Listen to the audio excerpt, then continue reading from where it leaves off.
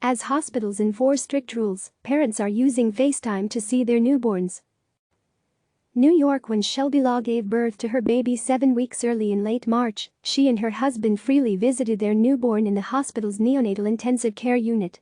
But 3 days later, Northside Cherokee Hospital in Camden, Georgia, changed its policies to suspend all visitors to its special care nurseries amid growing concerns over the coronavirus outbreak. "We were told we were no longer allowed to visit our son Rory in the NICU," Law told CNN Business.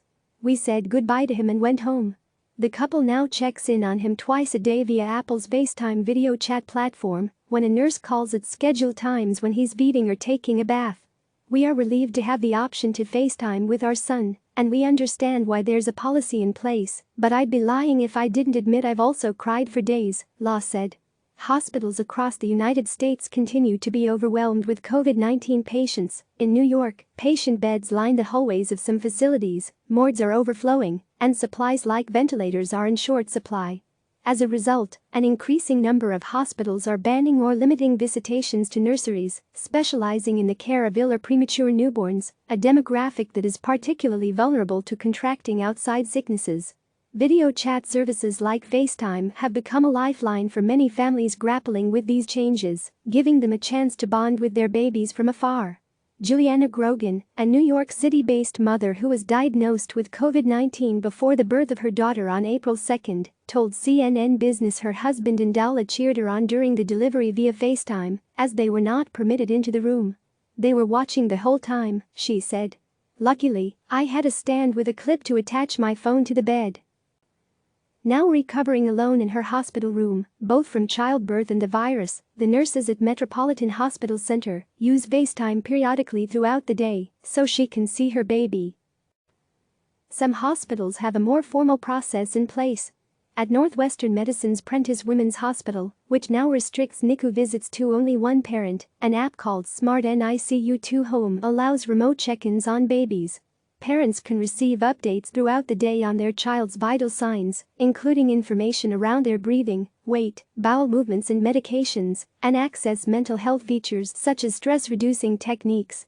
As COVID-19 began to spread and hospitals started shutting doors to visitors, we realized this was a tremendous and necessary connection for parents to their new babies, said Northwestern Pediatrics professor Dr. Craig Garfield, who also works at Lurie Children's Hospital of Chicago.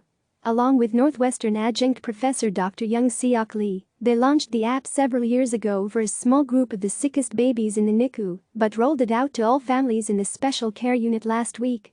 While it is hard for anyone to have a loved one in the hospital and not be able to visit, new parents are particularly traumatized, as they have been waiting months and months to become mothers and fathers, Garfield added. Meanwhile, some hospitals have formalized video chat systems already in place.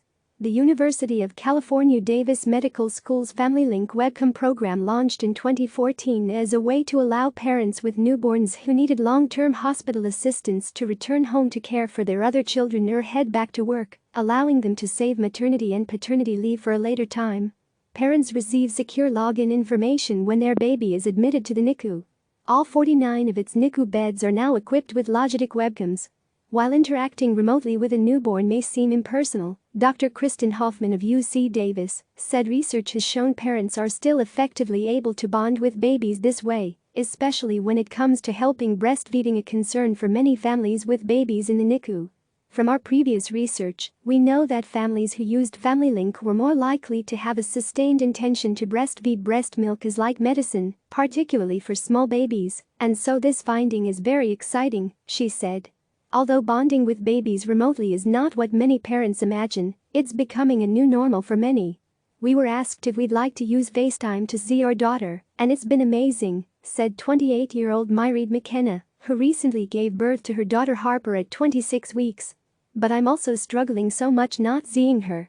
Coombe Women and Infants University Hospital in Dublin, Ireland, urged her to temporarily stay out of the NICU because she was not feeling well with symptoms unrelated to COVID-19. "I fear in the coming days or weeks, the hospital will stop all parents from visiting, as things will likely get worse before it gets better," McKenna said. "I'm guessing this will be our new setup for a while now." Click subscribe to receive the latest news.